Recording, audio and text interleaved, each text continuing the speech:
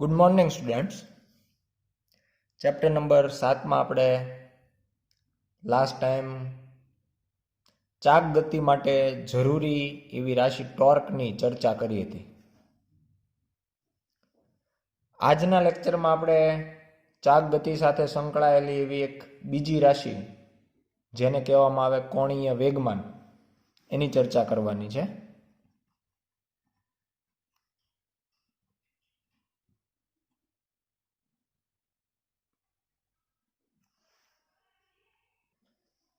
સૌ પ્રથમ આપણે એક ખૂબ જ સરળ એવો કિસ્સો લઈએ કે જેમાં કોઈ એક સિંગલ કણ હોય એનું કોણીય વેગમાન આપણે કઈ રીતે મેળવી શકાય.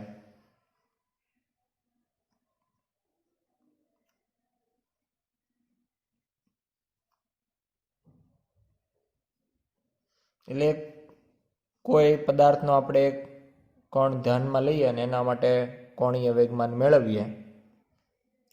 અહીંયા આકૃતિની અંદર આપણે કાર્ટેશિયન યામ પદ્ધતિની અંદર એક કણ ધ્યાનમાં લીધેલો છે.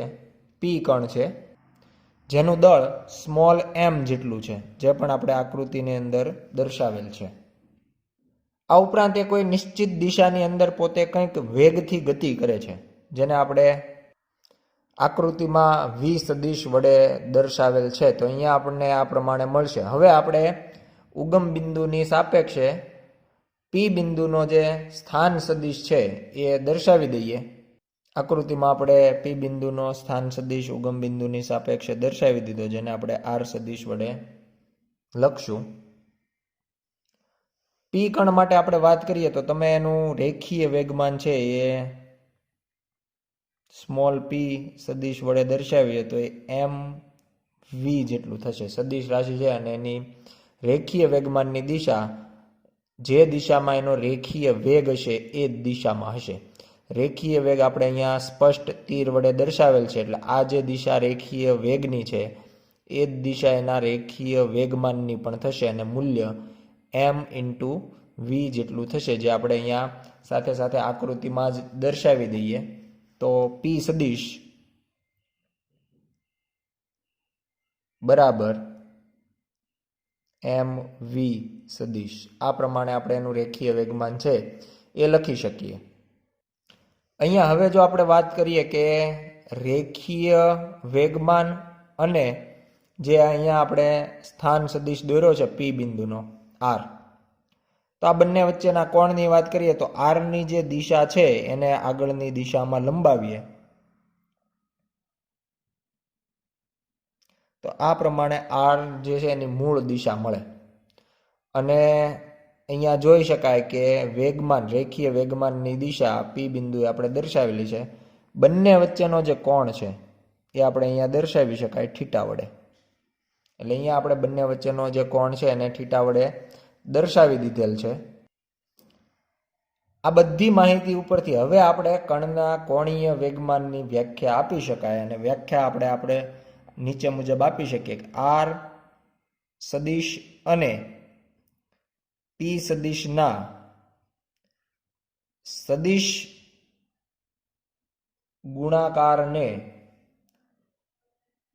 ઓ બિંદુ એટલે કે ઉગમ બિંદુ ના સંદર્ભમાં કણનું કોણીય વેગમાન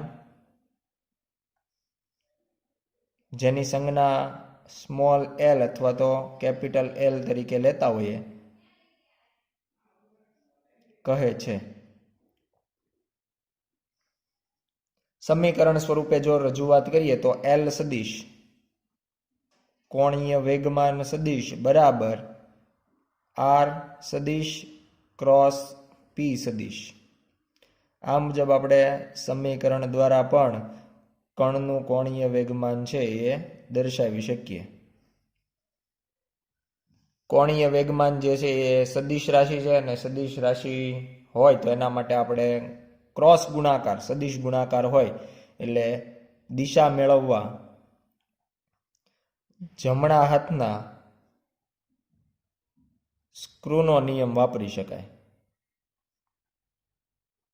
જે આપણે વિગતવાર અભ્યાસ કરેલ છે.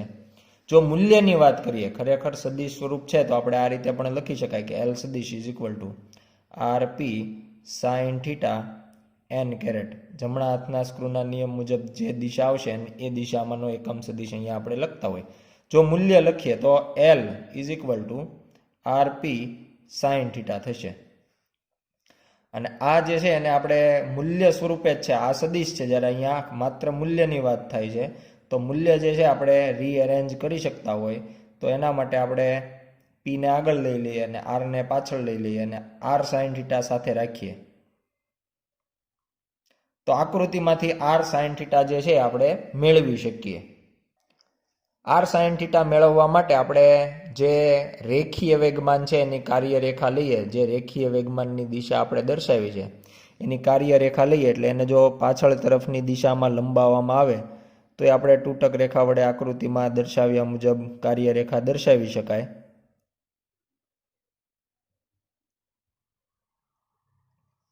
એને આપણે નામ આપી દઈએ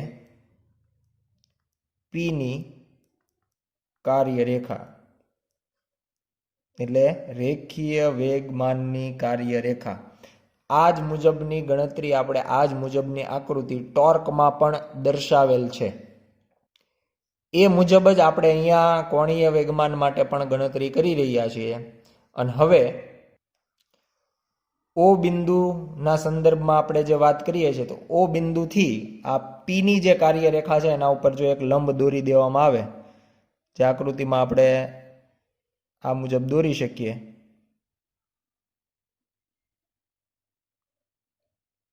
અને કાર્યરેખાને કોઈ ક્યુ બિંદુએ છેદે છે,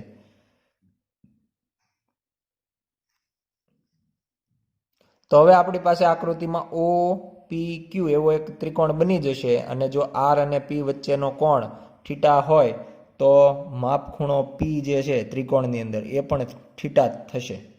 અને આ થીટા હોય તો આના અંદર જો આપણે સાઇન થીટા વાપરીએ તો sine theta is equal two સામેની બાજુ છેદમાં કર્ણ, આ પ્રમાણેનું આપણી પાસે સૂત્ર હોય. અહીંયા માપ ખૂણો ક્યુ જે છે એ કાટખૂણો છે, તો ખૂણાની સામેની બાજુ તરીકે આપણે ઓ ક્યુ લઈશું, એટલે ઓ ઇન્ટુ ક્યુ છેદમાં કર્ણ તરીકે આપણી પાસે ઓપી આવશે, જેનું મૂલ્ય આર જેટલું હશે. એના ઉપરથી જો આપણે ઓ ક્યુને સૂત્રનો કરતા બનાવીએ તો આર સાઇન થીટા થાય, જેની આપણે અહીંયા નીચેના સમીકરણમાં જરૂર છે. એટલે હવે એલનું સમીકરણ બની જશે પી ની સાથે ઓ ક્યુનો ગુણાકાર. અને આના ઉપરથી આપણે કહી શકાય કે પી એટલે રેખીય વેગમાન અને ઓ ક્યુ તો આકૃતિ ઉપરથી સ્પષ્ટ જોઈ શકાય કે ઓ ક્યુ એટલે વેગમાનની રેખીય વેગમાનની કાર્યરેખા પર ઉગમ બિંદુથી દોરેલો લંબ, અથવા રેખીય વેગમાનની કાર્યરેખાનું ઉગમ બિંદુથી લંબ અંતર. રેખીય વેગમાનની કાર્યરેખાનું ઓ થી લંબ અંતર. તો આ પ્રમાણે આપણે ગુણાકારથી કોણીય વેગમાન છે એનું મૂલ્ય મેળવી શકાય. જો આપણે એકમની વાત કરીએ તો જે રેખીય વેગમાન છે, તો રેખીય વેગમાનનો એકમ ન્યૂટન ઇન્ટુ સેકન્ડ, અને જે લંબ અંતર છે એનો એકમ મીટર. એટલે આ મુજબ એક એકમ લખી શકાય, અથવા બીજા એકમ તરીકે આપણે લખીએ તો ન્યૂટન ઇન્ટુ મીટર, જેને આપણે જૂલ કહીએ છીએ, તો જૂલ ઇન્ટુ સેકન્ડ પણ થઈ જશે આ બીજો એકમ.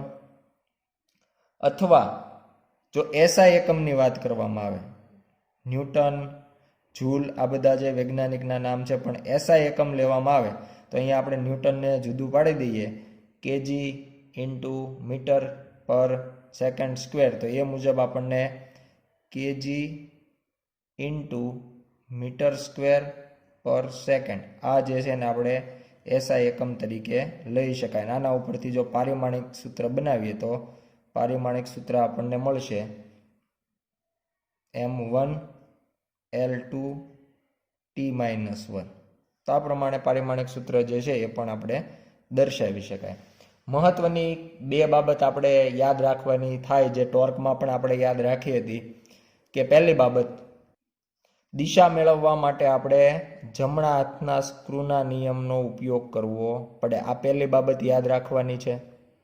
બીજી બાબત, વ્યાખ્યામાં ફરજિયાત સંદર્ભ બિંદુનો ઉલ્લેખ આવવો જોઈએ, કારણ કે આપણે જે આર સદિશ દોર્યો છે એ સૂત્રની અંદર આવે છે ને એ સંદર્ભ બિંદુથી દોરવામાં આવે. જો બીજા કોઈ બિંદુથી દોરવામાં આવે તો કોણીય વેગમાન છે એનું મૂલ્ય અને દિશા બદલાઈ શકે. એટલે બીજી બાબત છે એ ફરજિયાત સંદર્ભ બિંદુનો ઉલ્લેખ આવવો જોઈએ. ત્યારબાદ હવે આપણે જોઈએ કે કઈ રીતે એક સિંગલ કણ હોય તો એનો કોણીય વેગમાન અને તેના ઉપર લાગતું ટોર્ક એકબીજા સાથેનો સંબંધ ધરાવે છે. કણનું કોણીય વેગમાન અને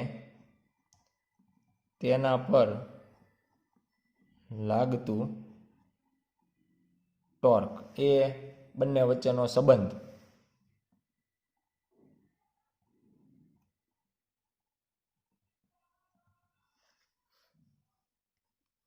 તેના માટે આપણે કોણીય વેગમાનના સમીકરણથી શરૂઆત કરીએ કે એલ સદિશ ઇઝ ઇક્વલ ટુ આર સદિશ ક્રોસ પી સદિશ. આ મુજબનું જે સમીકરણ છે એમાં બંને બાજુ આપણે સમયની સાપેક્ષે વિકલન કરીએ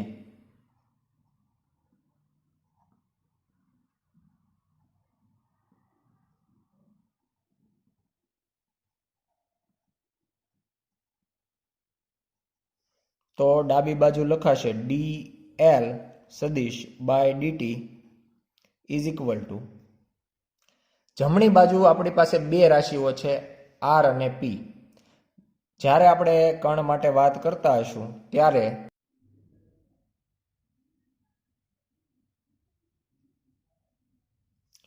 આર અને પી બંને રાશિઓ એવી છે કે જે સદિશ છે અને બંનેનું જે દિશા છે ચાક ગતિ દરમિયાન બદલાતી હોય. એટલે બંને રાશિઓ અચળ નથી, બંનેમાં દિશા બદલાય છે. એટલા માટે આપણે અહીંયા બંનેનું વારાફરતી વિકલન ધ્યાનમાં લેવું પડે. તો એના માટે પહેલા આપણે આરને અચળ રાખીએ, માત્ર પીનું વિકલન કરીએ એટલે R cross DP by DT વત્તા બીજી વખતમાં આરનું વિકલન કરીએ ડી આર બાય ડીટી અને પીને અચળ રાખીએ. જ્યારે બંને રાશિઓ બદલાતી હોય, બંને આધારિત હોય સમય પર, ત્યારે આપણે ગુણાકારના નિયમ પ્રમાણે એક રાશિને અચળ રાખી બીજીનું વિકલન થાય, વત્તા પહેલી રાશિનું વિકલન થાય અને બીજી અચળ રહેશે. એટલે આ પ્રમાણેનું સમીકરણ મળશે.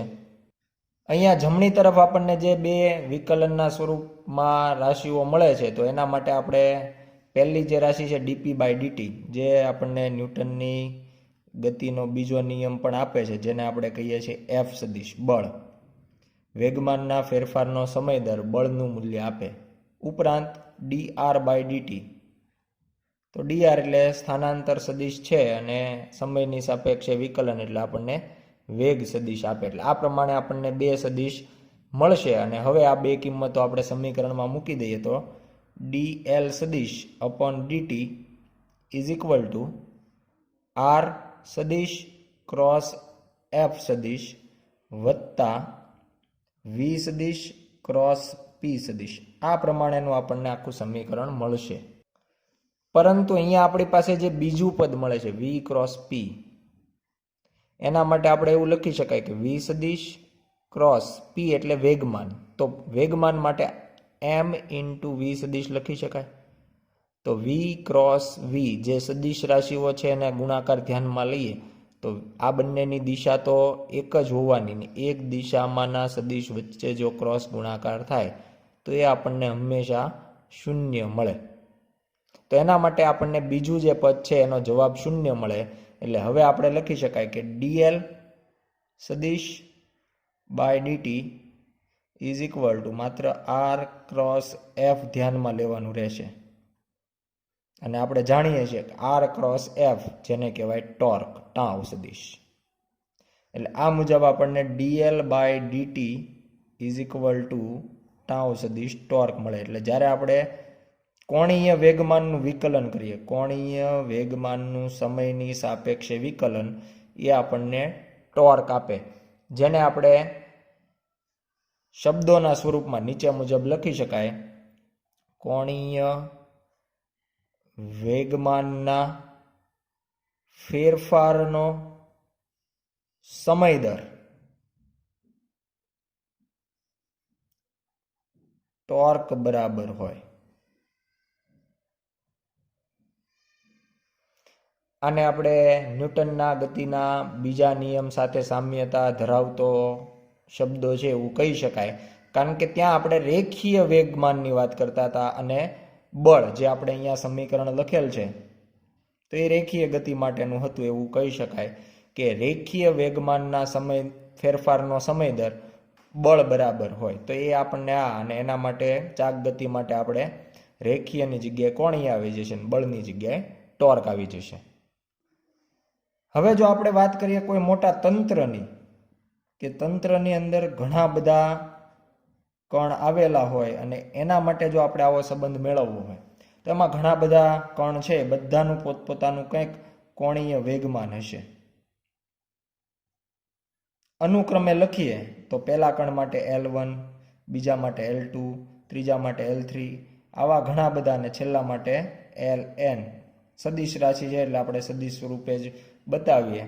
અને જો હવે તંત્રના કુલ વેગમાનને આ અલગ અલગ કણ માટે છે, પહેલા કણનું, બીજા કણનું, ત્રીજા કણનું, કોઈ n કણનું, કુલ તંત્રનું લેવામાં આવે તો એને આપણે કેપિટલ L વડે દર્શાવીએ. તો L સદિશ ઇઝ ઇક્વલ ટુ એ બધા જે કણ છે એ બધાના કોણીય વેગમાનનો જો આપણે સરવાળો કરીએ તો એ સરવાળાથી આપણને તંત્રનું ટોટલ કોણીય વેગમાન જે છે એ મળી જશે, જેને આપણે કહી દઈએ સમીકરણ નંબર 1. અને હવે જો સમીકરણ 1નું સમયની સાપેક્ષે વિકલન કરવામાં આવે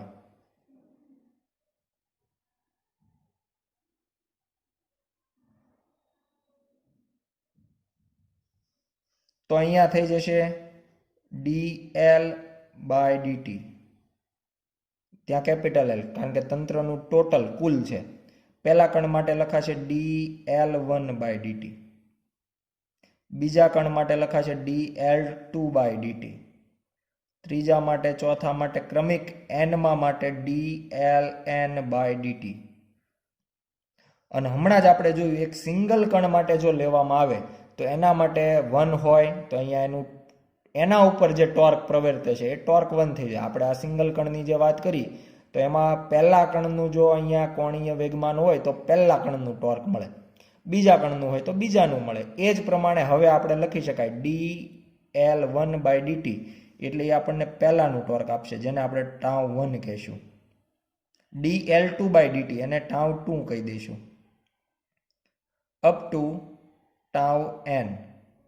એટલે બધા ઉપર જે પહેલા કણ, બીજા કણ, n કણ, બધા ઉપર જે ટોર્ક પ્રવર્તે છે એ બધાનો સદિશ સરવાળો કરવાથી તંત્રના કુલ કોણીય વેગમાનનો સમયની સાપેક્ષે ફેરફાર છે એ મળે.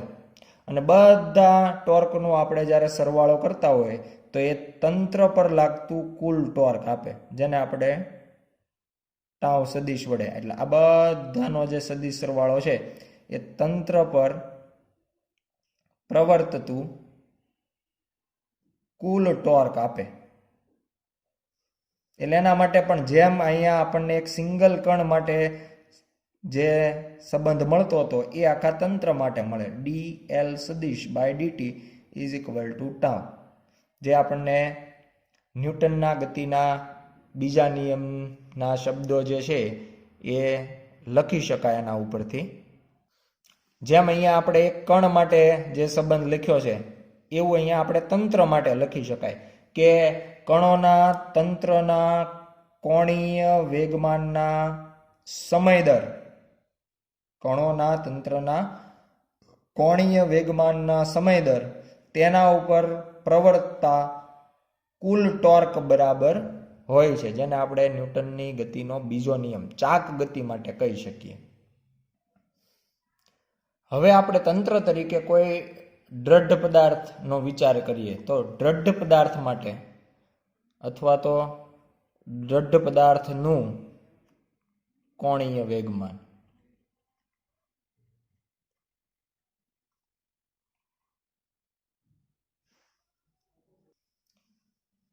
અમુક રાશિ વિશે માહિતી મેળવવા માટે આ પ્રમાણે આપણે એક તંત્ર ધ્યાનમાં લઈએ. ધારો કે આ દ્રઢ પદાર્થનું તંત્ર છે ને એના અંદર n કણ છે ને આપણે કોઈ p કણને ધ્યાનમાં લઈએ છીએ. તો જ્યારે આ કણ આ પદાર્થ ચાક ગતિ કરતો હોય ત્યારે p કણ છે એ વર્તુળમય ગતિ કરતો હોય ને એનું વર્તુળ આપણે અહીંયા જોઈ શકાય. એના વર્તુળનું જે સમતલ છે એની ભ્રમણાક્ષને લંબ હશે. આ જે વર્તુળ છે એનું જે સમતલ બને એની ભ્રમણાક્ષને એક્ઝેક્ટ લંબ થશે. એવા બે કણ અહીંયા આપણે જુદા જુદા ધ્યાનમાં લીધેલા છે. એક કણ અહીંયા p લઈએ અથવા બીજો કોઈ અહીંયા લઈ લઈએ. એનો જે વેગ છે એ સ્પર્શકની દિશામાં હોય. એનો સ્થાન સદિશ આપણે જે ભ્રમણાક્ષથી દોરીએ r, તો વર્તુળમાં આપણને ખબર છે ત્રિજ્યા અને સ્પર્શક એકબીજાને લંબ હોય. જે દિશામાં વેગ હશે એ જ દિશામાં વેગમાન હશે. એટલે r અને p એટલે વેગમાન, રેખીય વેગમાન, જેનાથી ક્રોસ ગુણાકારથી આપણને l મળે. તો r ની જે મૂળ દિશા છે એ અહીંયા બહાર તરફની ગણાય, એટલે કન્ટિન્યુ આપણે લંબાવવો પડે. અને p ક્રોસ ગુણાકાર કરીએ તો ભ્રમણાક્ષની જે દિશા છે ભ્રમણાક્ષ એ જ દિશા આપણને l ની મળે. કોઈ પણ કણ માટે એ જ આપણને મળવાનું છે. અહીંયા આપણે બીજો કોઈ કણ વચ્ચેના ભાગમાં લઈએ, વચ્ચે કોઈ પણ જગ્યાએ તમે લ્યો તો એનો સ્પર્શકની દિશામાં જ રેખીય વેગ હોવાનો અને સ્થાન સદિશ એટલે એ બંને હંમેશા આપણને લંબ જ મળવાના.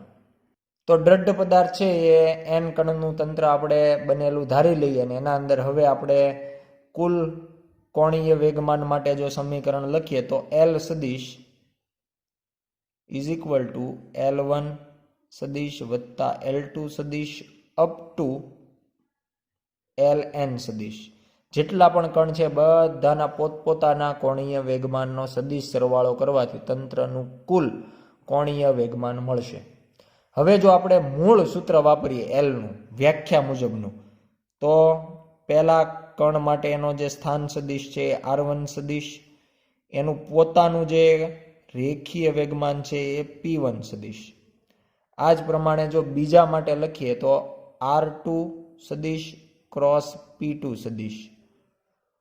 ત્રીજા ચોથા બધા માટે આવું ને n માં છેલ્લા માટે આપણે rn સદિશ ક્રોસ pn સદિશ. આ મુજબ આપણે વ્યાખ્યા મુજબનું એનું સમીકરણ લખી શકીએ. અહીંયા સુધી આપણે સદિશ મુજબ વાત કરી. પણ જો હવે માત્ર મૂલ્યના સ્વરૂપમાં જોવામાં આવે, એટલે હવે આપણે મૂલ્ય લેવું હોય તો આપણે માનાંક લઈ લઈએ તો આ પ્રમાણે લખાશે. અહીંયા આપણે જાણીએ છીએ કે જો સદિશ સ્વરૂપે હોય તો આપણે લખવું પડે r1 p1 sin θ1 n caret. n caret દિશા બતાવે છે, જે દિશા ક્રોસ ગુણાકારની આવશે. પણ મૂલ્ય r1 p1 sin θ1 જ થશે. પણ હવે હમણાં આપણે જોયું કે r અને p, r જે છે એ ત્રિજ્યા હોય અને p એટલે એનો રેખીય વેગમાન, તો એ સ્પર્શકની દિશા હોય અને ત્રિજ્યા અને સ્પર્શક હંમેશા એકબીજાને લંબ હોય. અને એના માટે હવે આપણે જો લખવું હોય તો લખી શકાય r1 p1 sin 90 વત્તા આવું ને આવું બીજા માટે, તો એમાં પણ બંને ત્રિજ્યા અને સ્પર્શક જ થશે, તો એમાં પણ sin 90 જ આવશે. એટલે r2 p2 sin 90 up to rn pn sin 90. sin 90 જે છે એની વેલ્યુ આપણે બધા જાણીએ છીએ કે sin 90 ઇઝ ઇક્વલ ટુ 1. અને p માટે વેગમાનની જે કિંમત છે એ m1 v1 થઈ જશે. પહેલા કણનું દળ m1 અને વેગ v1. એવું જ બીજા માટે r2 m2 v2 up to rn mn vn. અને કારણમાં આપણે લખી દઈએ sin 90 બરાબર 1 એ કિંમત મૂકેલી છે અને p બરાબર mv. બધામાં આપણે જે કંઈ કણ હતા એ મુજબ 1 માટે m1 v1, 2 માટે m2 v2 એ પ્રમાણે લખેલ છે. અહીંયા આપણે જ્યારે ચાક ગતિની વાત કરતા હોય ત્યારે આપણે એવું સ્પષ્ટ કહી શકીએ કે જે કણ દૂર હશે ભ્રમણાક્ષથી એનો વેગ વધારે હોય, જ્યારે જે કણ નજીક હશે એનો વેગ ઓછો હોય. જે પ્રમાણે ભ્રમણાક્ષથી અંતર વધારે ઓછું હોય એ મુજબ એના રેખીય વેગ જે છે એનું મૂલ્ય વધારે ઓછું હોય. કારણ કે બધાનું એક સાથે જ ચાક ગતિ થતી હોય એટલે બધા કણ વર્તુળમય ગતિ. તો વર્તુળમય ગતિ માટે દૂરના કણને મોટું રાઉન્ડ ફરવાનું, જ્યારે નાના કણને નજીક જે કણ હોય એને નાનું રાઉન્ડ ફરવાનું. પણ બેયને સમય તો એટલો જ લાગશે. સમાન સમયમાં એ આખું રાઉન્ડ પૂરું કરી અને પાછો પોતાની મૂળ સ્થાને આવી જાય એટલે સરખા સમયમાં બે આવશે. એ મુજબ દૂર હોય એનો વધારે વેગ હશે, નજીક હોય એનો ઓછો. પરંતુ બંને સાથે સંકળાયેલી એક એવી રાશિ મળે કે જે સમાન હોય, જેને કહેવાય એનો કોણીય વેગ. જેટલો કોણીય વેગ આ કણ માટે મળે, દૂરના કણ માટે મળે, એટલો જ નજીકના કણ માટે મળે. બંનેના ઓમેગા જે છે એ આપણને સમાન મળશે. એટલા માટે આપણે બધાના સમીકરણની અંદર જે રેખીય વેગ આવે છે એના જગ્યાએ એનો કોણીય વેગ દર્શાવીએ તો એના માટે આપણે બંને વચ્ચેનો સંબંધ જાણીએ છીએ. અને R1 M1 V1ની જગ્યાએ લખી દઈએ R1 ઓમેગા. ઓમેગા 1 લખવાની જરૂર નથી, કારણ કે ઓમેગા બધા માટે સમાન હોય. એટલે V is equal two R omega, જે રેખીય અને કોણીય વેગ વચ્ચેનો સંબંધ છે એ આપણે અહીંયા વાપરેલ છે. બીજા માટે લખીએ તો R2 M2 R2 ઓમેગા. અને એનમાં કણ માટે લખાશે Rn Mn કૌંસમાં Rn ઓમેગા. આનાથી આપણું સમીકરણ હવે જોઈ શકાય કે એમાં M1 રહેશે અને R1 સ્ક્વેર થઈ જશે. M1 R1 square. ઓમેગા માટે બધામાં હોવાથી ઓમેગાને આપણે કોમન છેલ્લે લઈ લઈશું, એટલે ઓમેગા આપણે લખવાનો બાકી રાખીએ. બીજા માટે M2 R2 સ્ક્વેર. એ જ રીતે એનમાં કણ માટે Mn Rn સ્ક્વેર, અને આખાને કાઉન્સ કરી દઈને ઓમેગા છે એ બધાનો કોમન, એટલે આ પ્રમાણે આપણે ઓમેગા કોમન લઈ લઈએ. એટલે હવે જો આપણે એલનું સમીકરણ લખીએ તો એલ ઇઝ ઇક્વલ ટુ મૂલ્ય સ્વરૂપે આખા કાઉન્સને આપણે કેપિટલ આઈ વડે દર્શાવી દઈએ, એટલે કેપિટલ આઈ ઓમેગા. અથવા તો જો સદિશ સ્વરૂપે લઈએ તો એલ સદિશ ઇઝ ઇક્વલ ટુ કેપિટલ આઈ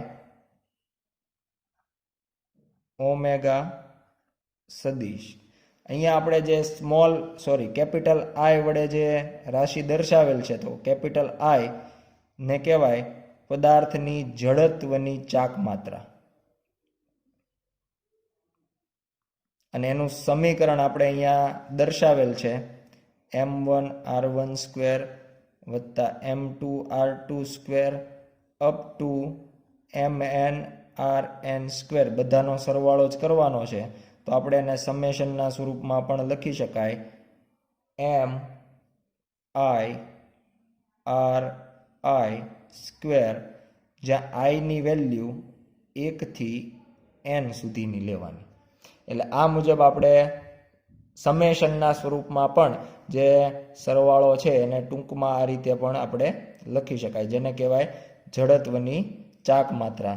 એકમની વાત કરીએ તો એમનો એકમ કેજી, દળનો એકમ થશે કેજી, અને આર એટલે અંતર, અંતરનો એકમ થશે મીટર્સ, તો મીટરનો થઈ જશે વર્ગ, કારણ કે આર સ્ક્વેર છે.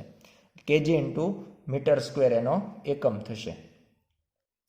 અહીંયા આપણે જે સદિશ સ્વરૂપે સમીકરણ લખેલ છે, આમ તો આખા સમીકરણને આપણે સમીકરણ 1 કહી દઈએ. એમાં જે સદિશ સ્વરૂપે લખેલ છે એનું જો બંને બાજુ આપણે વિકલન કરીએ સમયની સાપેક્ષે, તો ડાબી બાજુ લખાશે dl સદિશ by dt is equal to જડત્વની જે ચાક માત્રા લખી છે, જ્યાં સુધી આપણે એની ભ્રમણાક્ષ નહીં બદલાવી, કોઈ પણ ભ્રમણાક્ષને અનુલક્ષીને જડત્વની ચાક માત્રા હોય, ભ્રમણાક્ષ ન બદલાવવામાં આવે ત્યાં સુધી આય બદલાતું નથી, એટલે આય અચળ છે, એટલે આયને એમ જ રાખશું d ઓમેગા બાય dt. એટલે આ બાજુ ઓમેગાનું સમયની સાપેક્ષે વિકલન થશે. અને હવે આપણે જમણી બાજુની વાત કરીએ કે ડી ઓમેગા બાય ડીટી, તો કોણીય વેગનું સમયની સાપેક્ષે વિકલન એટલે એ આપણને આપશે કોણીય પ્રવેગ, એટલે જેને આપણે આલ્ફા સ્વરૂપે બતાવીએ છીએ. અને જ્યારે આપણે કુલ કોણીય વેગમાનનું સમયની સાપેક્ષે વિકલન કરીએ તો એ આપણને ટોર્ક આપે. એટલે આ પ્રમાણેનું આપણે ચારેય રાશિઓ એકબીજા સાથે કઈ રીતે સંકળાયેલી છે એવું એક ભેગું સમીકરણ છે એ દર્શાવી શકાય, જેને આપણે સમીકરણ નંબર 2 કહી દઈએ. આ જે સમીકરણ નંબર 2 છે એના ઉપરથી આપણે એવું કહી શકાય કે જો ટાઉ ઇઝ ઇક્વલ ટુ 0 હોય, ટોર્ક 0 હોય. ટોર્ક 0 ક્યારે મળે? તો કે જ્યારે કોઈ અચળ રાશિ હોય એનું વિકલન કરવામાં આવે. અચળ રાશિનું વિકલન 0 મળે, એટલે અચળ રાશિનું વિકલન 0 થઈ શકે. તો આવી સ્થિતિમાં L બરાબર અચળ એવું ગણી શકાય. ટાઉ 0 હોય તો L બરાબર અચળ. આના ઉપરથી આપણે એવું વિધાન લખી શકાય કે જો દ્રઢ પદાર્થ પર લાગતું પરિણામી બાહ્ય ટોર્ક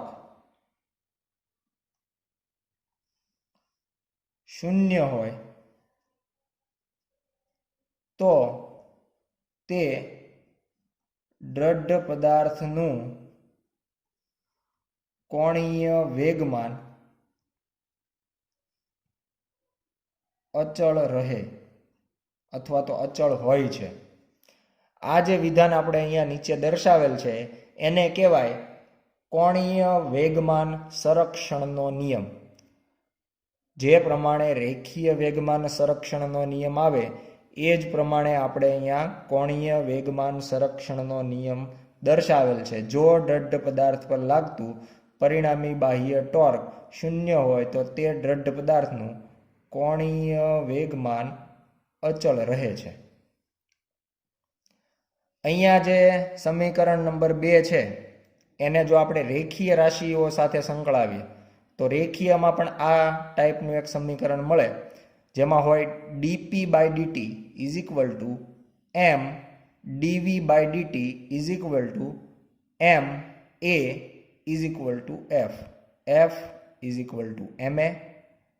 એનું વિકલન કરીએ તો એમ ડીવી બાય ડીટી અને એમ ડીવી બાય ડીટી જેને કહેવાય ડીપી બાય ડીટી. એટલે રેખીય વેગમાન સંરક્ષણમાં પણ આના જેવી 4 રાશિઓ આપણને ત્યાં જોવા મળતી હતી. આભાર.